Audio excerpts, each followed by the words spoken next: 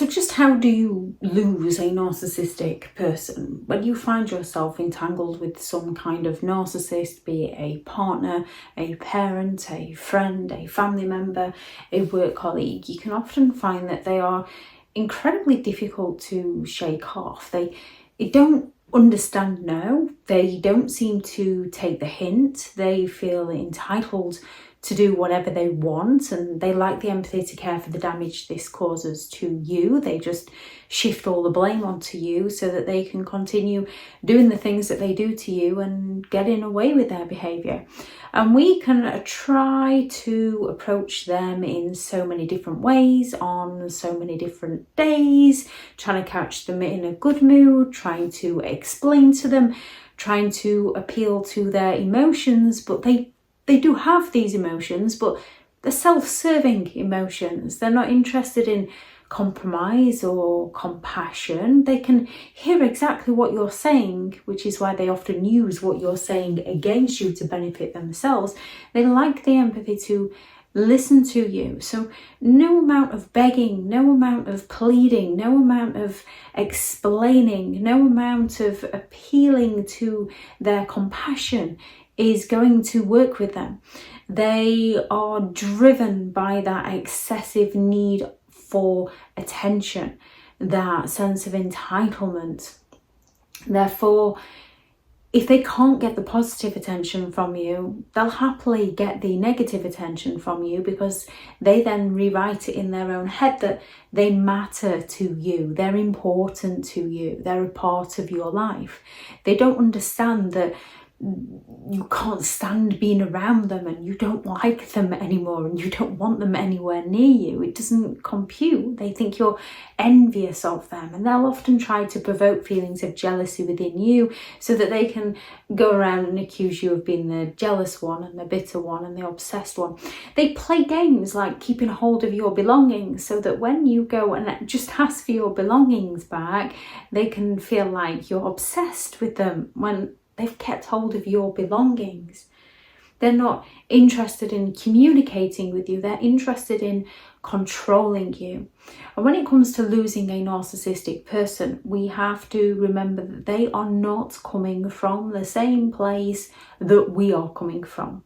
They are not thinking on the same level that we are coming from. They know how to appeal to your emotions very well. They know how to guilt trip you. However, you will not be able to appeal to theirs because they lack the empathy to care about you. So when it comes to losing a narcissistic person, they actually teach you very well, because how they treat you in some of the most hurtful, toxic, negative ways is the very behaviour that they don't like other people treating them, which is why they know within their mind that this is going to hurt you because it hurts them. Now, it's not a very nice thing to do, especially if you still care about the person. However, if you want to get rid of them, you have to stoop to their level temporarily in order to escape them. When a narcissistic person isn't getting their own way, when they're not the centre of attention, when they're losing control over you, they often discard you. They create that distance. They distance themselves physically, emotionally from you. They fail to be there for you. So when it comes to wanting to lose a narcissistic person, they have to think it was their idea because they're always right. Everything's about them. So if you begin to create distance from them, they'll rewrite it in their own head of how you're the one that's not there for them because you've created that distance. They will notice your change in behaviour towards them. However, they will not recognise that it was indeed their behaviour towards you that created that change in you. To them, it's always your fault. So you have to begin to withdraw from them. withdraw your communication from them. Stop asking them for favours. Stop asking them to listen. Stop asking them to care. Stop asking them to understand. Stop asking them to help you out in any shape. Stop going to them, even when they are chipping away at you. Stop. Withdraw all forms of communication from them. If at all possible, you need to make it so that they cannot directly contact you. Just like a narcissist, when they ghost you, they go all out to make sure that you cannot get a hold of them. You can't reach them in any way, shape or form. You're the one that finds yourself going to their friends and family asking if they're okay, while the narcissist tells their friends and family that you're just obsessed with them because you're concerned about them. Now, when you ghost a narcissist, when you make sure they cannot directly contact you, they're going to get offended and they are going to go all out to try and get that attention from you. However, they will play the victim. They will either go to family similar to you and claim that they're concerned, only they're not genuinely concerned. They just want to know what you're up to. Or they'll go to your friends and family and play the victim. However, the more they cannot get what they want from you, the sooner they're going to leave you alone because you're no longer meeting their needs. Which is another one. You need to cut off all forms of supply to them. You need to stop meeting each and every one of their needs so that they find no use within you.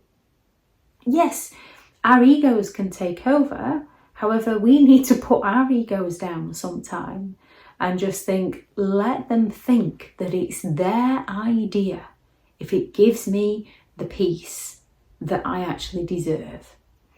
So you've got to make sure that they cannot contact you in any way, shape or form directly, and you have to cut off all forms of supply. Now, narcissistic people don't take too kindly to this because they feel entitled to your attention, so many of them will escalate their games. This is when you have to learn to recognize their pattern of behavior, recognize their escalation, recognize their pity plays, their false promises, their victim plays, their excessive gifts, their blame shifting, whatever it is they cycle around to get at you. Recognize and do not give them any form of reaction. Do not give in to them. Just like a child that's throwing a major tantrum because you said no to a piece of chocolate before their dinner, as soon as you give in to them, they recognize, they learn that that is what works and that's what gets their desired need met. You have to stand your ground with narcissistic people, and you have to do so safely because they do lack empathy and they don't like losing. They feel entitled to have their own way. When it comes to their silent treatment, this is the best opportunity to lose a narcissistic person. When they fall silent on you, it's our human nature to wonder what we've done wrong, how we can help them, feel bad for them, don't want them to be hurting, don't want them to be upset, and go and chase them and give them exactly what they want, our attention. When they fall silent on you, remain silent towards them, respect their silence and leave them to it. They might come back to you a few days down the line like nothing ever happened. Remain silent towards them. The narcissist's silent treatment is one of their most powerful tools that they use to punish people, to hurt people, to ignore people when they're not getting their needs met by people. So by you remaining silent towards them, they're still going to blame you, they're still going to accuse you, they're going to claim that you're selfish and that you don't care about them. But when you have tried everything to make it work with them that you can possibly think of and nothing's worked, it's time to distance yourself from them. Don't call them out on their behaviour. Do not. It's so tempting. We so want to tell them we know exactly what they've done, exactly what they're up to. Or we want the evidence within ourselves. If we want the evidence within ourselves, you know they're not going to give you the answer. So listen to those instincts because they're usually right, and a narcissist will go all out to deny all knowledge of things that you later find out that were true.